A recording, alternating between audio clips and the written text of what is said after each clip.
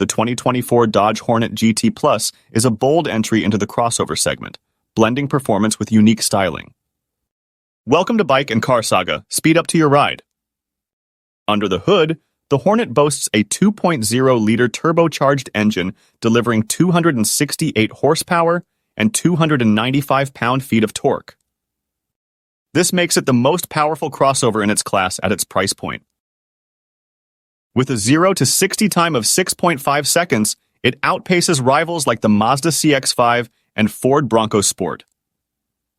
Inside, the Hornet shines with its Alfa Romeo-inspired design.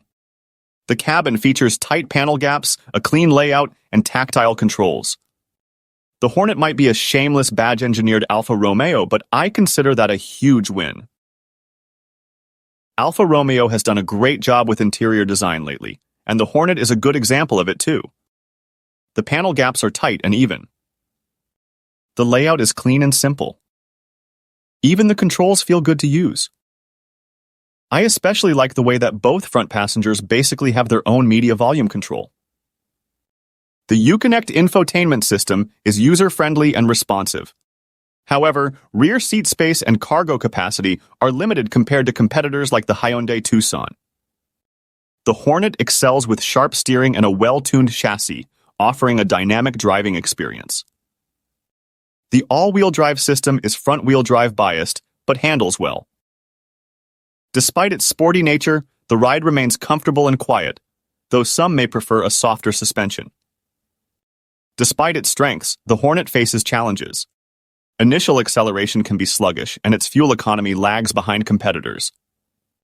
With dealers offering significant discounts due to weak demand, the Hornet presents a compelling performance value, though practicality may sway some buyers elsewhere. The Hornet isn't the win Dodge needed, yet, but it's a sincere effort at appealing to the customer base. It prioritizes performance in a way that very few other cars do these days. We'd love to see Dodge steal some of the packaging brilliance Chrysler has shown in cars like the Pacifica.